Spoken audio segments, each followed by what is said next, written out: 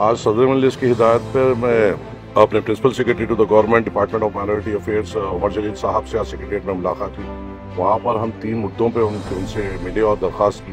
पहला मुद्दा तो ये था कि जो रमज़ान आ रहा है और शाही मस्जिद पब्लिक गार्डन में जो माइनॉरिटी डिपार्टमेंट की तरफ से जो काम वहाँ पे सैंक्शन लेने हैं, हमने गुजारिश की है कि आने वाले महीने में बोर्ड आने वाला है और जो मुतालिबात वहाँ की मस्जिद कमेटी ने हम रखे हैं उनको इमीडिएट तौर पे सैंक्शन देते हुए उनको अप्रूव करना चाहिए। तो वो बात हमने उमर जलील साहब के सामने रखी और उन्होंने फौरी तौर पर कंसर्न को इंस्ट्रक्शन दिया कि इमीडिएट तौर पे कल तक वो पूरी डिटेल्स लेके आए और उसको सैंक्शन ले।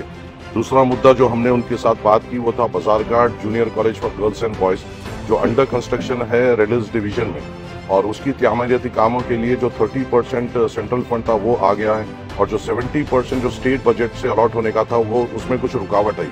तो उसके अलॉटमेंट के लिए और वो फंड सैंक्शन के लिए हमने उमर जलील साहब से आज मुलाकात करके रिप्रेजेंटेशन दिया।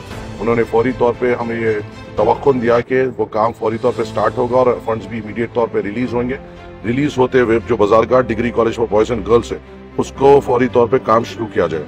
तीसरा जो हम वहाँ पे गए, वहाँ पे जो मुलाकात हुई वो कल एक टिमरस के कुछ 24 टीचिंग स्टाफ और 7 नॉन टीचिंग स्टाफ कल दारुस्सलाम में आकर सदर मजलिस से मुलाकात किए थे। ये लोग का जो अपॉइंटमेंट है एपी रेसिडेंशियल एजुकेशन सोसाइटी से टिमरस को ट्रांसफर करना था, जो फाइल पेंडिंग है सबका ट्रांसफर हुआ है। इन 27 और 7 लोगों का अभी तक नहीं हुआ है, तो ये भी हमने उनके साथ रिप्रेजेंट किया और ये तीनों फाइलों को उन्होंने बड़ी पॉजिटिवली से हमसे रिस्पॉन्ड किया है।